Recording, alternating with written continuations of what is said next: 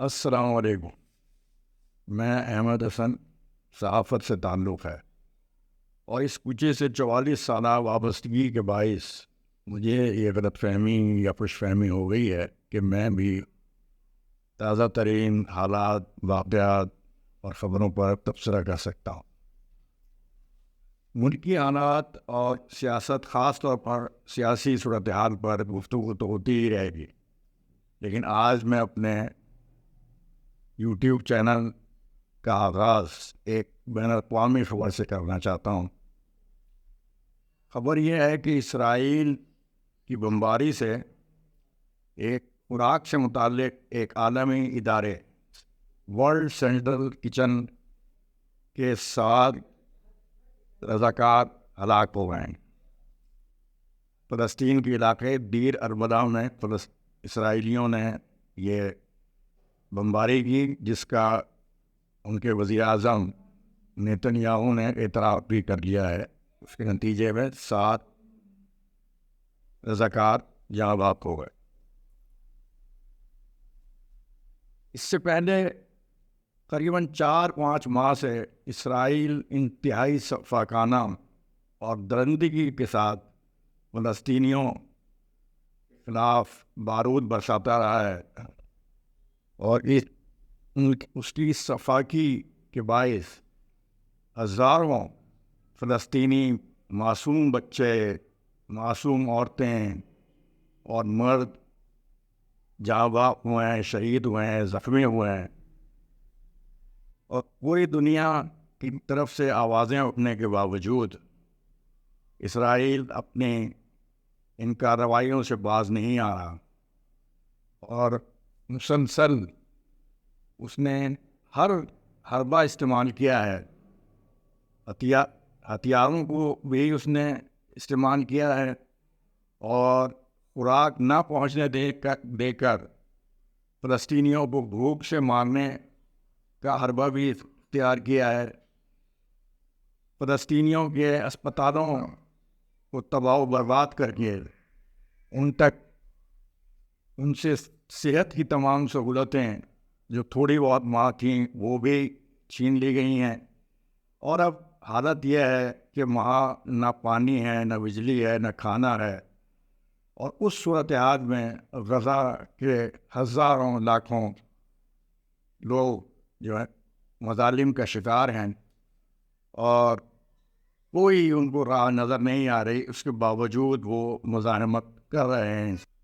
اس صورتحال کو جب ہم دیکھتے ہیں تو پتہ چلتا ہے کہ جو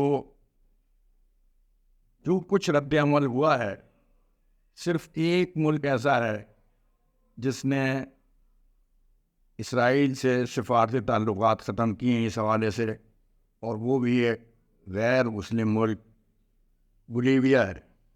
باقی کچھ اور دیگر ممالک ہیں جنہوں نے اپنے سفیر واپس بلائے ہیں یا سفارتی تعلقات کم کیے ہیں یا معطل کیے ہیں. اس میں اردن ہے، بحرین ہے، ترکی ہے، اور دیگر کئی غیر مسلم ممالک شامل ہیں. لیکن کوئی ایک ملک بھی ایسا نہیں ہے، خاص طور پر اس خطے کا اور مسلمان ملک، جس نے سفارتی تعلقات ختم کیے ہوں. یا یہ تو ممکن ہی نہیں ہے کہ ان کی فوج نے کوئی فوجی کارروائی کی ہو. حالانکہ جتنے بھی ممالک ہیں، فلسطینیوں کے سوا فلسطینیوں کے پاس کوئی فوج نہیں ہے. ان کو فوج رکھنے کا حق حق نہیں دیا گیا ہے. اقوام متحدہ نے حق نہیں دیا ہے. اس کے باوجود سب سے زیادہ اگر مزاحمت کر رہے ہیں تو وہ فلسطینی ہی ہیں، جبکہ باقی جو دیگر ممالک ہیں اسرائیل کی ارد گرد، خاص طور پر جو سارے مسلم ممالک ہیں، ان کے پاس فوجیں ہیں، بہت اچھی فوجیں ہیں، لیکن وہ فوجیں دشمن سے لڑنے کے لیے نہیں ہیں. فوجیں اپنے عوام کو کنٹرول میں رکھنے کے لیے ہیں، انہیں دبانے کے لیے ہیں، ان پر مظالم کے لیے ہیں، اور اپنا اقتدار قائم و دائم رکھنے کے لیے ہیں. اسی لیے کسی ایک ملک نے بھی کوئی ایسی ہمت نہیں کی ہے وہ اس کو جواب دے سکے. ظاہر ہے کہ اگر ان کو یہ خوف ہے کہ اس سے تیسری عالمی جنگ چھڑ سکتی ہے تو یہ خوف اسرائیل کو کیوں نہیں ہے؟ اسرائیل کو بھی یہ خوف ہونا چاہیے.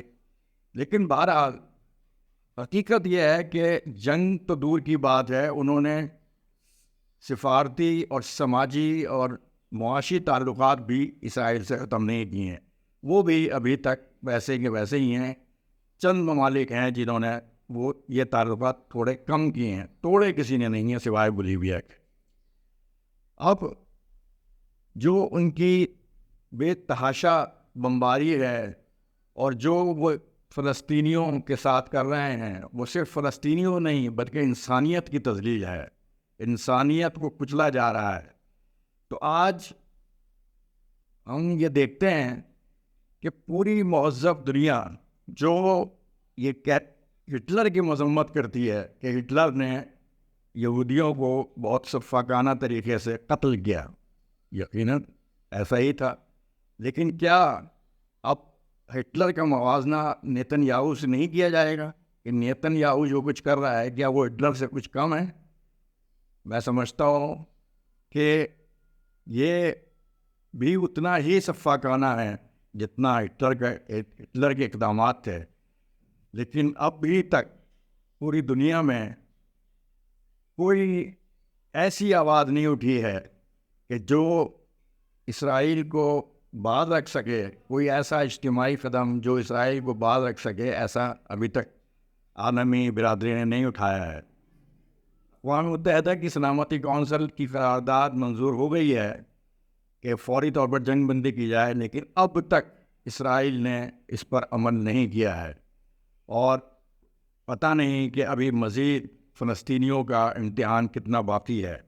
اب کیا یہ ایسا ہی چلتا رہے گا یا یہ دنیا، یہ عالمی برادری جو انسانی حقوق سے متعلق ہر سال رپورٹیں جاری کرتے ہیں، جو ممالک ایسے ہیں جو اپنے آپ کو بہت مہذب کہلاتے ہیں، جمہوری کہلاتے ہیں، وہ ہر سال جمہوریت کے حوالے سے اور انسانی حقوق کے حوالے سے رپورٹیں جاری کرتے ہیں، تو کیا وہ اسرائیل کے حوالے سے بھی کوئی رپورٹ جاری کریں گے اور اسرائیل کو انسانیت کا قاتل قرار دیں گے یا نہیں؟